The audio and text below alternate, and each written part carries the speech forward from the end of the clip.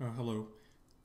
This is both a response to some of the writings I've seen in the introduction, something that usually comes up in the class, and recognizing that it's about time that I explain part of the class to you. You might normally get this in an introduction. I just like to wait a couple of weeks in before I do it. It concerns this. Some people come to a class on race and ethnicity thinking that what we'll do here is sort of a survey of different races and ethnic groups.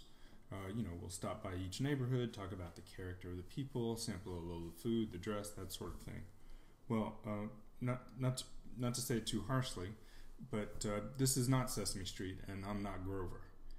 This is just simply not what I do. I don't think that's what the bulk of race and ethnic studies does.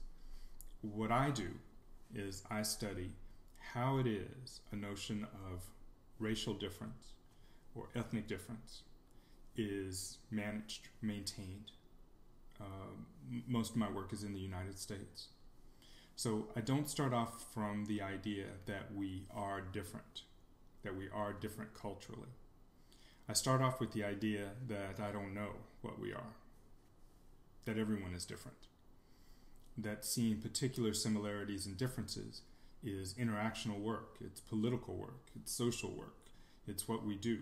And I study how we go about seeing similarities and differences such that we believe that there are different racial and ethnic groups. That's what the class is about. It's not a survey of difference, and it doesn't assume difference. The Azandi believe in magic. They grow up believing in magic, and everyone around them believes in magic. We grow up believing in race and ethnicity, and then the idea that race and ethnicity equate to culture, and that we are therefore different in just a particular set of ways because we grow up with it. It's different in different parts of the country, definitely different in different parts of the world. The reason I bring that up is because the idea that you are this race or you are this ethnic group says something about who you are, I think is less accurate than saying what race or ethnic group you see yourself as depends upon where and when you are. So for example, we in this country have Latinos, sometimes referred to as Hispanics. But when you go down to Mexico, when you go to El Salvador, Nicaragua, you're not going to find Latinos down there.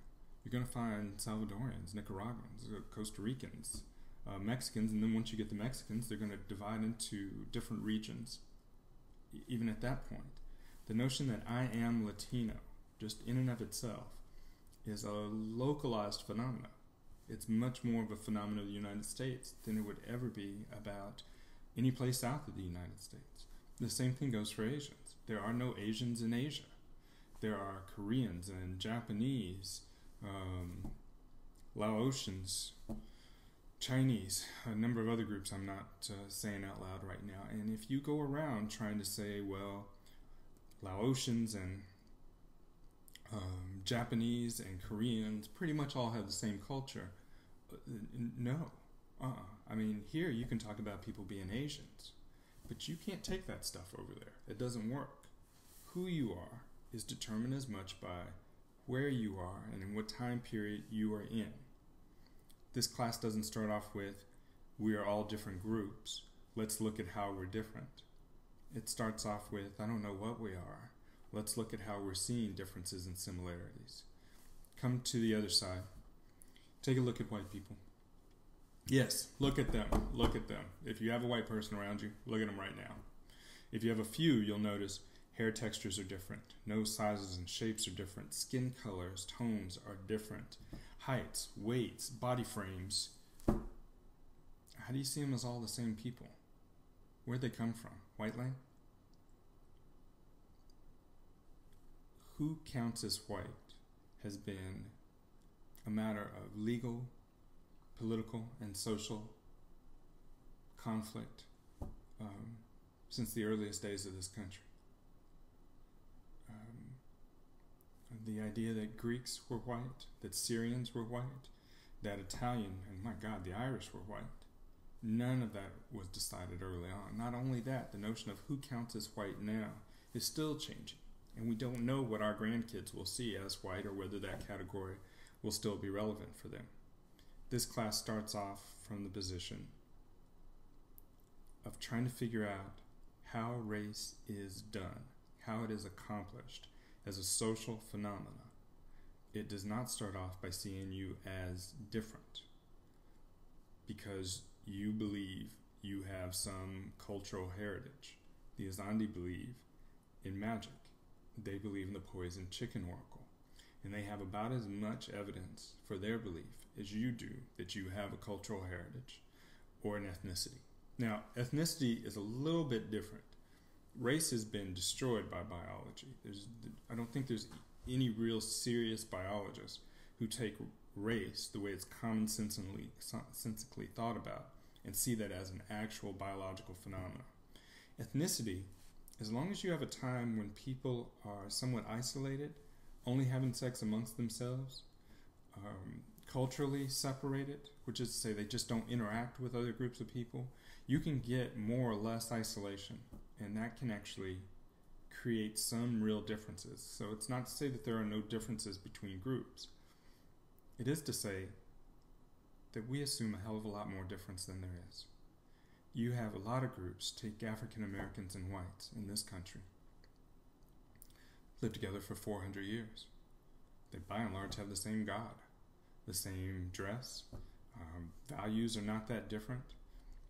When you take different musical styles, what you'll find is as you go back, those musical styles are mixes of each other, and that you can find West African influences in most of the music of the United States, and you can find Scottish and Scot-Irish influences in most of the music in the United States. They've been mixing for a long time in all kinds of ways. To see themselves as culturally different is arguably more of a desire, a wanting it to be true, than anything that can be based in empirical reality. That's where we're going to start here. We're going to put our faith in, I'm asking you to believe in those things that are empirical, that are demonstrable, actual, that are visible, verifiable, directly sensible.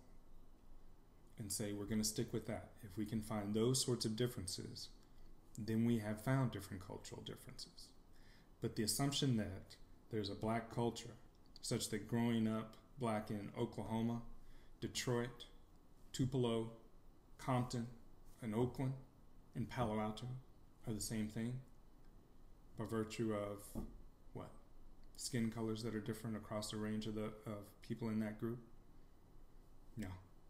We'll have to come up with some actual difference. So some of the work that's coming up will be to say, how do we justify the differences that we believe are there? How do we perceive these differences as there? So in any case, not Mr. Rogers' Neighborhood. I'm only interested really in how we come to see and manage these sorts of differences. Thank you.